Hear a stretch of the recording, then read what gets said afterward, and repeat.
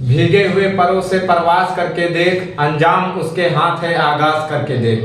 प्रिय छात्रों, आप सभी का आगामी परीक्षा 16 फरवरी से हाई स्कूल और इंटर की शुरू होने वाली है। और इस बार के गवर्नमेंट जो सरकार है वो काफ़ी सख्त है, काफ़ी सख्त है। तो इसलिए आप लोगों को स्वयं से अपने पुरुषार्थ से मेहनत करके ही छात्रों आपको पेपर देना है।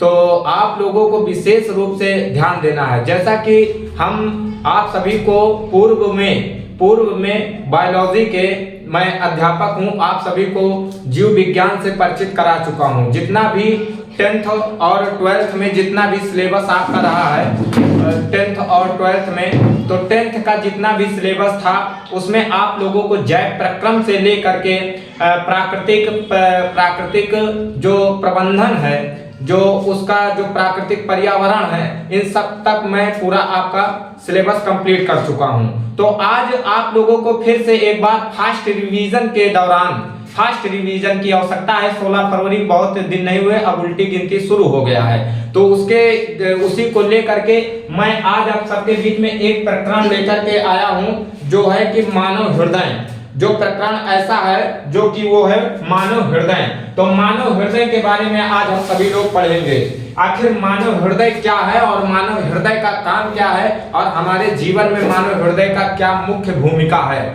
छात्रों। तो ऐसा हम सभी लोग समझेंगे।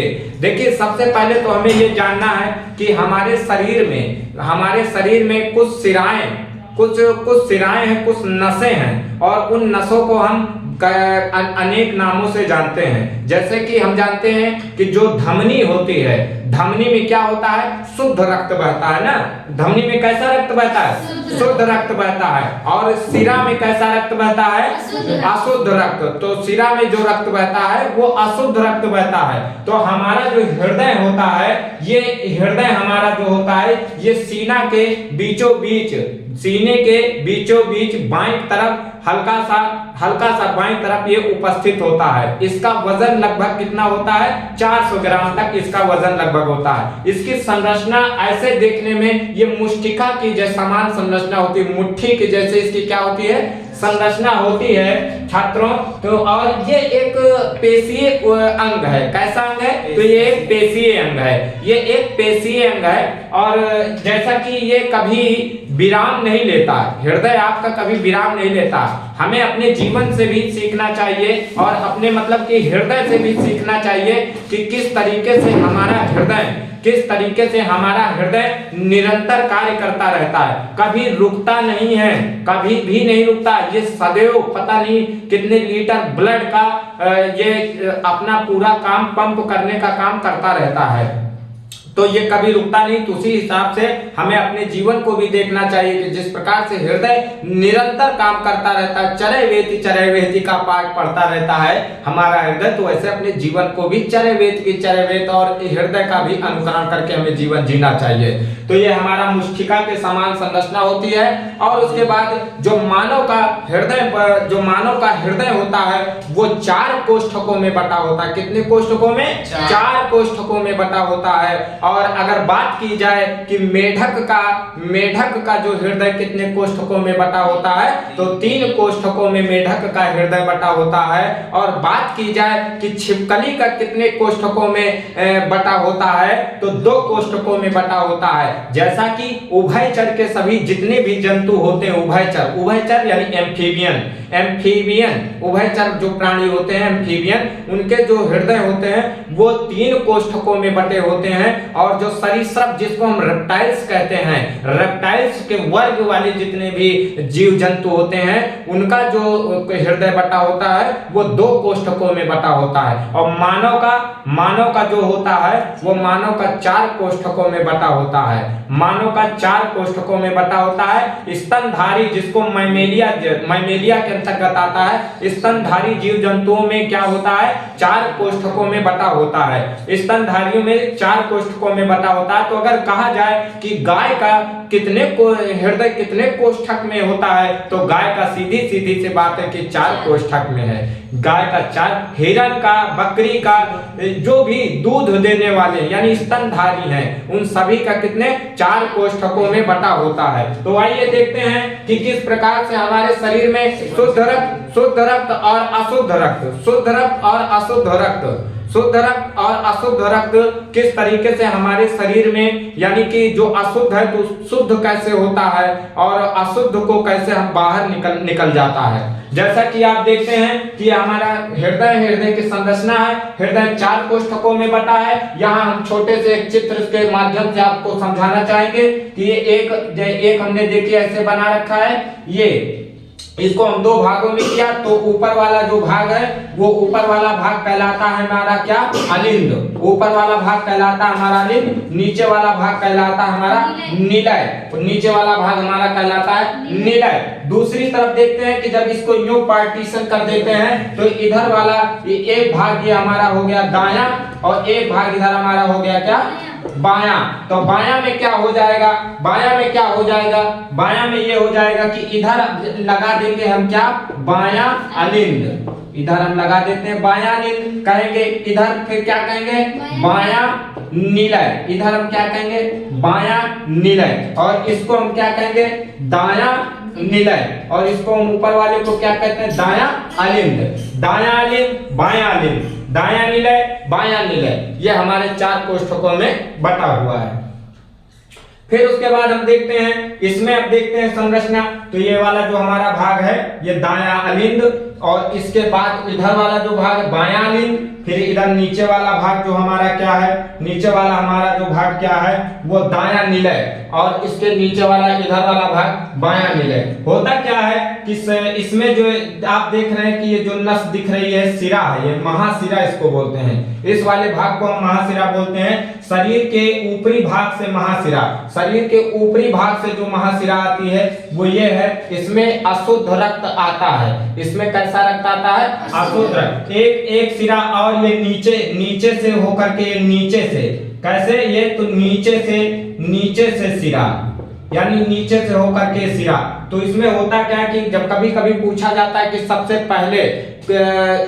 पहले हृदय के कौन से ऐसे भाग में, चारों कोष्ठकों में कौन से पहले कोष्ठक में अशुद्ध रक्त मतलब आता है, कहां से अशुद्ध रक्त पहले कोष्ठक में, कौन से कोष्ठक में आता है, तो हम बताएंगे कि दायां अलिंद में सबसे पहले जो ब्लड आता है अशुद्ध वाला वो किस में आएगा, दायां अलिंद में। दायां अलिंद में आने के बाद फिर उसके बाद वो नीचे जाता है कहां, दायां निलय में। कहां जाएगा, दायां निलय में। दायां निलय में जाता है, और दायां निलय में जाने के बाद यहाँ का जो ये नीचे का डायाफ्राम होता है, यहाँ का जो भाग होता है ये मजबूत कठोर होता है, ये पंप करता है, ये हर वक्त पंप करने काम करता है। तो ये जब पंप करेगा तो ये इधर से निकल के जाएगा कहाँ, फुफ्फुस सिरा में। कहाँ जाएगा, फुफ्फुस सिरा के माध्यम से होता हुआ ये फुफ्फुस सिरा के माध्यम से होता हुआ फेफड़े में जाएगा, और फेफड़े में जाने के बाद वहां क्या होता है, तो फेफड़े में जाने के बाद आपको हमने पढ़ाया है कि फेफड़े में कैसे ऑक्सीजन को जब हम ग्रहण करते हैं, ऑक्सीजन को जब हम लेते हैं तो फायरिंग्स के माध्यम से, ग्रसनी के माध्यम से वो सीधे कहाँ जाती है,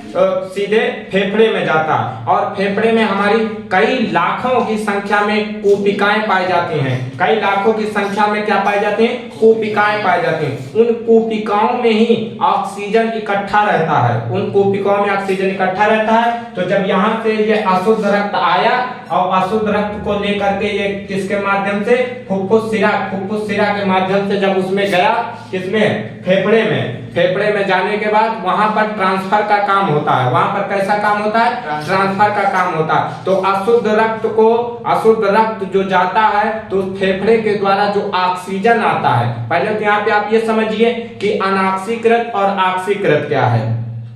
तो ऑक्सीकृत आपको बता देना चाहते हैं, ऑक्सीकृत वो होता है, ऑक्सीकृत वो है कि जिसमें रक्त में ऑक्सीजन घुलित होता है, यानी ऑक्सीजन घुला होता है उसे हम ऑक्सीकृत कहते हैं, और जिसमें ऑक्सीजन नहीं घुला होता उसे हम अनॉक्सीकृत कहते हैं। उसे हम क्या कहते हैं? अनॉक्सीकृत। वहां पर जब ये अनॉक्सीकृत ब्लड क्या होता है कि हमारे शरीर में जो अनॉक्सीकृत ब्लड होता है तो उसमें कार्बन डाइऑक्साइड होता है।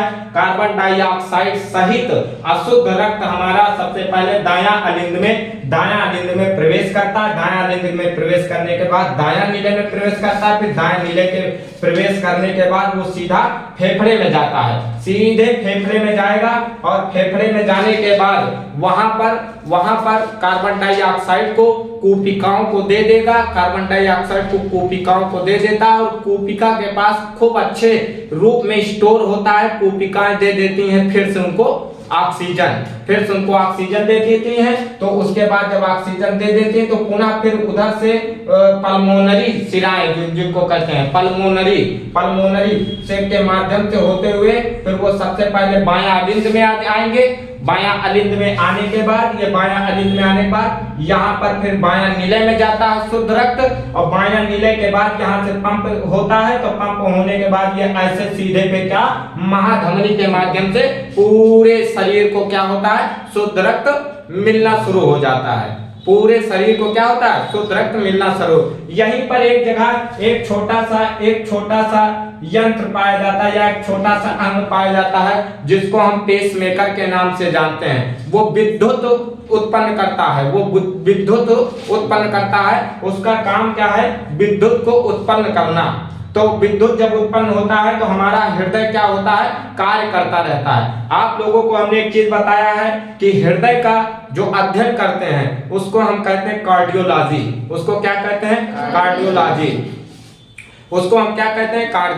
कार्डियोलॉजी कहते हैं। और ये ऑपरेशन जो होता है, यानी कि जो थिएटर होता है उसको ओटी कहते हैं, जहां पर मतलब कि हृदय का ऑपरेशन हो या हृदय का इलाज होता है वो कार्डियोलॉजी भी विभाग उसे कहते हैं। तो इसमें होता क्या है कि कभी कभी आप देखते हैं हार्ट अटैक पड़ना। आपने देखा होगा हार्ट अटैक क्यों पड़ता है? आखिर हार्ट अटैक का पड़ने का कारण क्या होता है? आप लोगों को मैंने डाइजेस्टिव सिस्टम बताया था, और डाइजेस्टिव सिस्टम के बारे में वो यानी कि शुरू से मुख गुहा से लेकर के बड़ी आंत तक के बारे में बताया था। और हमने ये भी बताया था कहां पर कौन से तत्व का यानी कौन से भोज्य पदार्थ का पाचन होता है, कहां पर अवशोषण होता है, कहां स्वांगीकरण होता है, कहां बहिक्षेपण होता है, और कहां पर अंतर्ग्रहण होता है। इन सभी के बारे में हमने आपको अच्छे से बताया है। बंधुओं, प्रिय छात्रों, आपने देखा होगा कि हार्ट अटैक क्यों पड़ता है? हार्ट अटैक पड़ने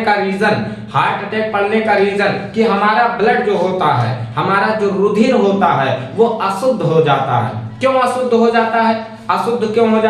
क्योंकि आप लोगों को हमने कई बार बताया कि जैसे कहते नहीं जो खाते हैं, जो पोषक तत्व, जो पोषक पदार्थ के रूप में जो भी हम ग्रहण करते हैं, और ग्रहण करने के बाद अगर वो ठीक से नहीं पचता तो वो छोटी आंत में जो छोटी छोटी एल्वोलाई पाई जाती हैं, वो एल्वोलाई क्या करती हैं? उनको जो नहीं भी पचता, जटिल होते हैं, उनको भी वो घसीट लेता है। घसीटने के बाद ले जाकर के रुधिर में बहा देता है। कहाँ बहा देता है? रुधिर में बहा देता है। और जब रुधिर में बहा देता है तो रुधिर का काम क्या है कि वो पूरे शरीर के बॉडी में पहुंचाना। और फिर वही जगह क्या होता है कि उसमें एक कोलेस्ट्रॉल के रूप में उसकी मात्रा, जब कोलेस्ट्रॉल जिसको कहते हैं वो कोलेस्ट्रॉल के रूप में इकट्ठा होता रहता है, काफी इकट्ठा होता रहता है। तो जाकर के धमनी और शिराओं में वो जो धमनी और शिराओं की जो दीवार होती है वो अच्छी खासी पहले से सुचारू रूप से चल रही होती है, लेकिन जब कोलेस्ट्रॉल की मात्रा अधिक मात्रा में हो जाता है, बढ़ता है जब, तो उसकी जो दीवार होती है वो काफी मोटी हो जाती है। और मोटी हो जाने के बाद फिर उसका जो ब्लड का प्रवाह है वो काफी धीमा हो जाता है। ब्लड का जो प्रवाह, सीधी बात है, अगर कोई नाली है, नाली सफा है तो उसमें रक्त या पानी जो भी जाएगा, एक किसान होता है, किसान खेत में पानी लगाए रहता है नाली के माध्यम से, आपने देखा होगा। तो जब उसके नाली एकदम क्लीन रहता है, नाली क्या होता है? एकदम क्लीन रहता है, तो पानी बहुत तेजी से जाता है, पानी में कोई रुकावट नहीं होता। तो अगर बीच में खरपतवार, पानी, मिट्टी कुछ भी बीच में आ जाता है तो उसकी जो नाली की जो गति होती है पानी का, वो रफ्तार क्या होता है, रुक जाता है। तो वैसे ही हमारे शरीर में जो नालियां हैं, नालियां यानी कि जो हमारी नसें हैं, जो हमारी शिराएं हैं, उनमें क्या होता है कि खराब वेस्ट मटेरियल कुछ उसमें कोलेस्ट्रॉल के रूप में इकट्ठा हो जाता है, तो उसकी दीवार, उसकी नाली सक्रिय हो जाती है, जिसके कारण से गतिरोध उत्पन्न होता है, यानी उसमें गति में रोध उत्पन्न होने लगता है और खून सही ढंग से नहीं जा पाता। इसी कारण से क्या होता है, हमारा हार्ट दर्द करने लगता है और अचानक से कभी कभी आप देखते हैं कि अगर इतना है और यहाँ पर ऐसे स्थिति में इतना अगर बचता है तब भी ब्लड जाता रहता है, लेकिन अगर इसकी मात्रा बढ़ जाता है कोलेस्ट्रॉल की, तो यहाँ पर एक दिन ऐसा समय आता है कि ये पूरी लाख हो जाता है। और जब लाख हो जाता है तो ब्लड जो है हृदय को नहीं मिलता, और जब ब्लड हृदय को नहीं मिलता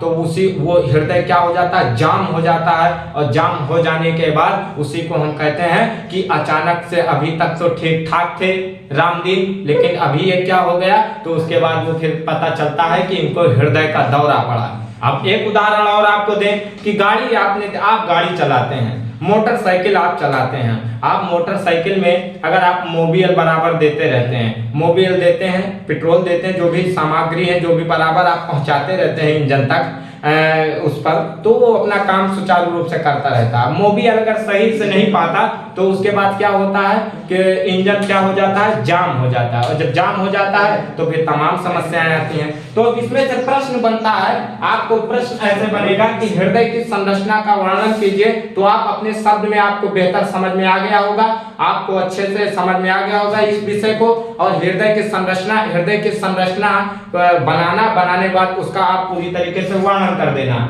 और इसमें से कई प्रश्न पुटअप होंगे कि सबसे पहले अशुद्ध रक्त किस कोष्ठक में प्रवेश करता है, किस खाने में आता है, तो आप बता दे सकते हैं कि ये जो दायां अलिंद है, सबसे पहले अशुद्ध रक्त दायां अलिंद में आता है, दायां अलिंद में आने के बाद दायां निलय में आता है, दायां निलय के बाद वो सीधे क्या होता है, फेफड़े को जाता है और फेफड़े में शुद्ध होकर के बायां निलय में आता है, और बायां निलय से बायां अलिंद के माध्यम से होते हुए धमनी के माध्यम से पूरे शरीर में प्रवेश कर जाता है, और हमारा गतिविधियां जो होती हैं वो सुचारू रूप से चलती रहते हैं। बहुत बहुत धन्यवाद, आप सभी को समझ में आ गया होगा।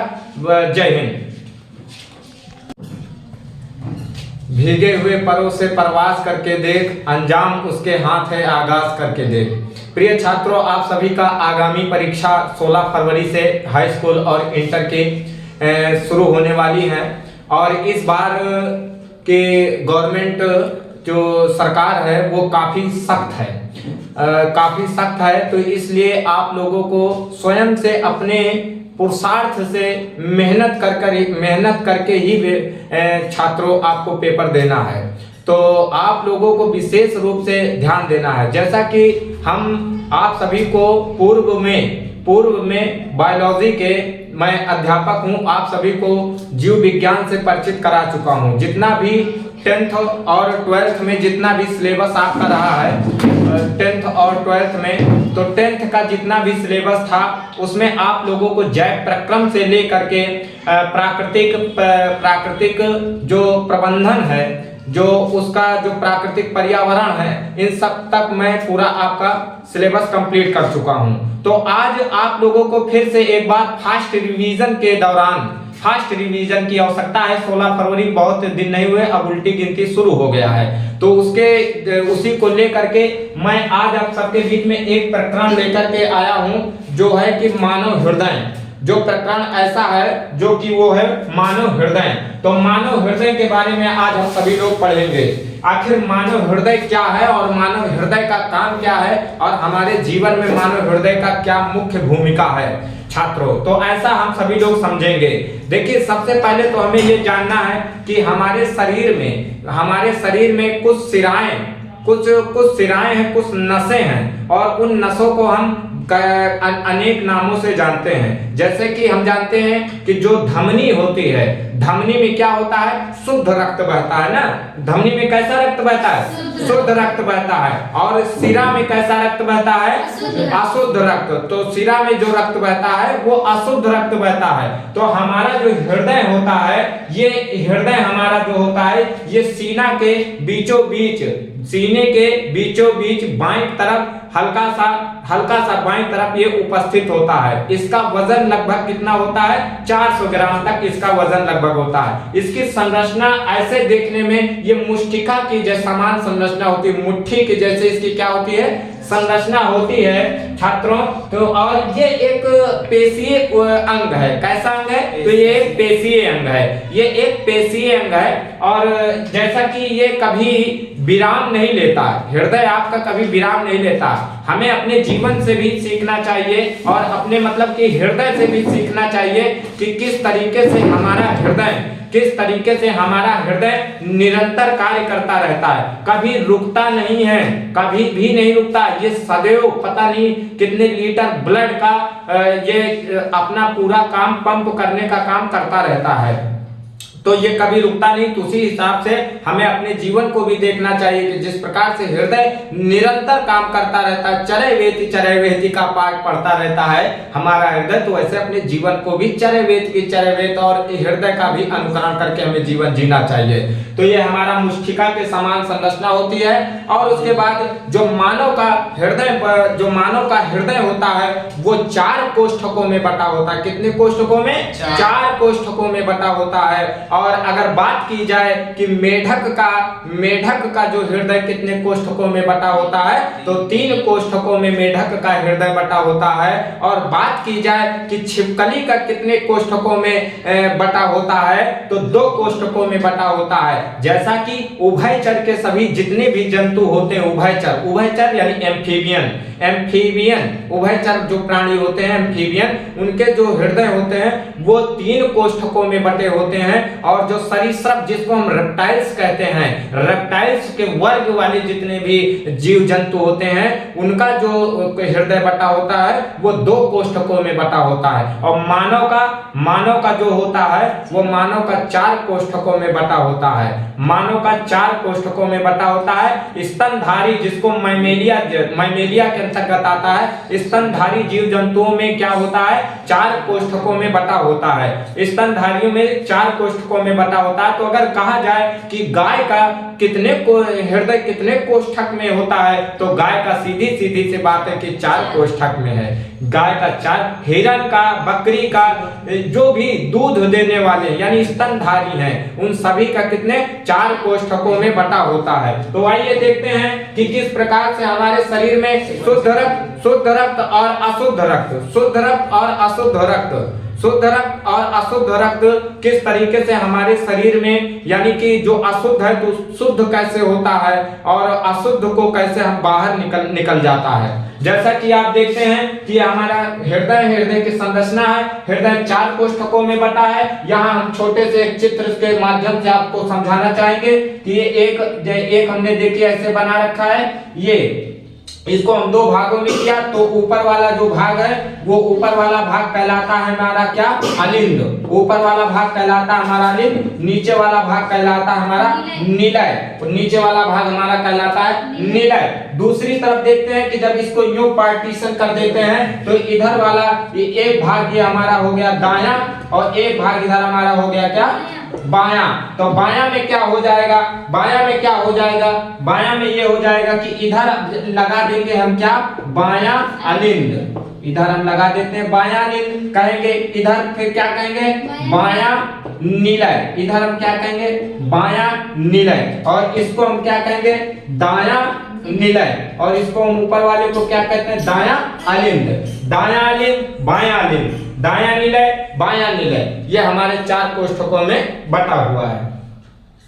फिर उसके बाद हम देखते हैं इसमें, अब देखते हैं संरचना। तो ये वाला जो हमारा भाग है ये दायां अलिंद, और इसके बाद इधर वाला जो भाग बायां अलिंद, फिर इधर नीचे वाला भाग जो हमारा क्या है, नीचे वाला हमारा जो भाग क्या है वो दायां निलय, और इसके नीचे वाला इधर वाला भाग बायां निलय। होता क्या है कि इसमें जो आप देख रहे हैं कि ये जो नस दिख रही है सिरा है, ये महासिरा इसको बोलते हैं। इस वाले भाग को हम महासिरा बोलते हैं। शरीर के ऊपरी भाग से महासिरा, शरीर के ऊपरी भाग से जो महासिरा आती है वो ये है, इसमें अशुद्ध रक्त आता है। इसमें कैसा रक्त आता है? अशुद्ध रक्त। एक सिरा, और ये नीचे से होकर के नीचे से, कैसे? ये तो नीचे से सिरा, यानी नीचे से होकर के सिरा।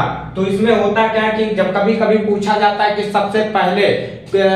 सबसे पहले हृदय के कौन से ऐसे भाग में, चारों कोष्ठकों में कौन से पहले कोष्ठक में अशुद्ध रक्त मतलब आता है, कहां से अशुद्ध रक्त पहले कोष्ठक में, कौन से कोष्ठक में आता है? तो हम बताएंगे कि दायां अलिंद में सबसे पहले जो ब्लड आता है अशुद्ध वाला वो किस में आएगा? दायां अलिंद में। दायां अलिंद में आने के बाद फिर उसके बाद वो नीचे जाता है कहां? दायां निलय में। कहां जाएगा? दायां निलय में। दायां निलय में जाता है, और दायां निलय में जाने के बाद यहाँ का जो ये नीचे का डायाफ्राम होता है, यहाँ का जो भाग होता है ये मजबूत कठोर होता है, ये पंप करता है, ये हर वक्त पंप करने काम करता है। तो ये जब पंप करेगा तो ये इधर से निकल के जाएगा कहाँ? फुफ्फुस सिरा में। कहाँ जाएगा?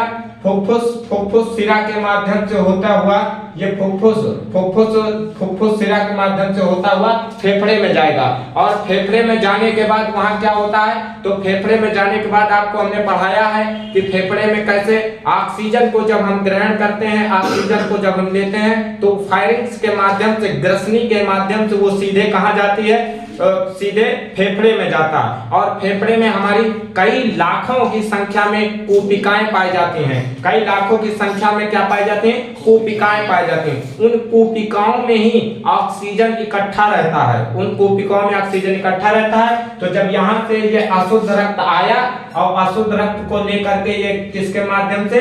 फुफ्फुस सिरा के माध्यम से जब उसमें गया, किसमें? फेफड़े में। फेफड़े में जाने के बाद वहां पर ट्रांसफर का काम होता है। वहां पर कैसा काम होता है? ट्रांसफर का काम होता है। तो अशुद्ध रक्त जो जाता है तो फेफड़े के द्वारा जो ऑक्सीजन आता है, पहले तो यहाँ पे आप ये समझिए कि अनॉक्सीकृत और ऑक्सीकृत क्या है।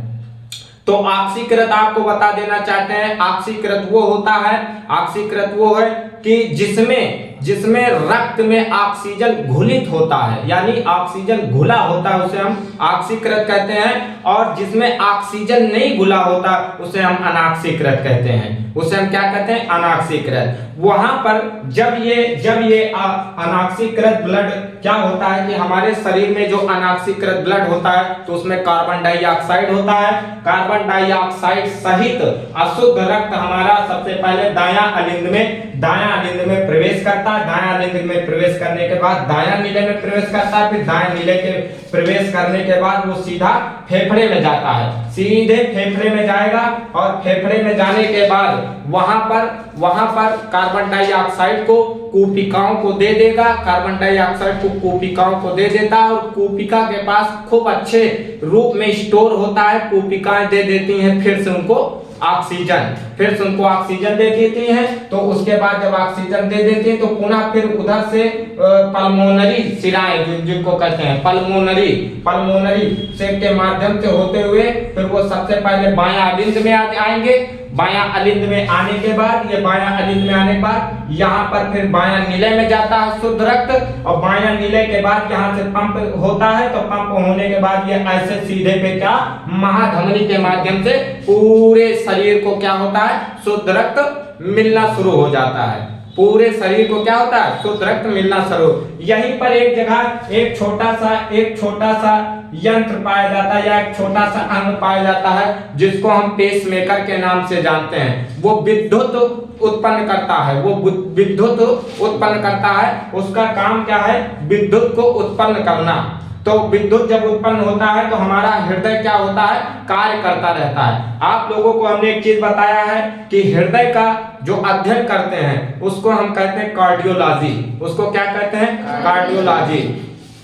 उसको हम क्या कहते हैं, कार्डियोलॉजी कहते हैं। और ये ऑपरेशन जो होता है यानी कि कार्डियो जो थिएटर होता है उसको ओटी कहते हैं, जहां पर मतलब कि हृदय का ऑपरेशन हो या हृदय का इलाज होता है वो कार्डियोलॉजी भी विभाग उसे कहते हैं। तो इसमें होता क्या है कि उसमें होता क्या है कि कभी कभी आप देखते हैं हार्ट अटैक पड़ना, आपने देखा होगा हार्ट अटैक क्यों पड़ता है, आखिर हार्ट अटैक का पड़ने का कारण क्या होता है। आप लोगों को मैंने डाइजेस्टिव सिस्टम बताया था और डाइजेस्टिव सिस्टम के बारे में वो यानी कि शुरू से मुख गुहा से लेकर के बड़ी आंत तक के बारे में बताया था।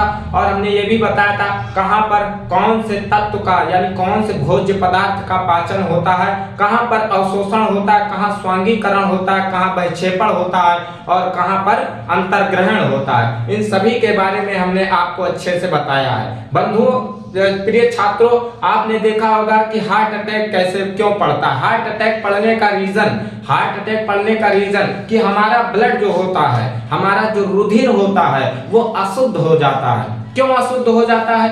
अशुद्ध क्यों हो जाता है? क्योंकि आप लोगों को हमने कई बार बताया कि जैसे कहते नहीं जो खाते हैं, जो पोषक तत्व, जो पोषक पदार्थ के रूप में जो भी हम ग्रहण करते हैं और ग्रहण करने के बाद अगर वो ठीक से नहीं पचता तो वो छोटी आंत में जो छोटी छोटी एल्वोलाई पाई जाती हैं, वो एल्वोलाई क्या करती हैं, उनको जो नहीं भी पचता, जटिल होते हैं, उनको भी वो घसीट लेता है। घसीटने के बाद ले जाकर के रुधिर में बहा देता है। कहाँ बहा देता है? रुधिर में बहा देता है। और जब रुधिर में बहा देता है तो रुधिर का काम क्या है कि वो पूरे शरीर के बॉडी में पहुंचाना।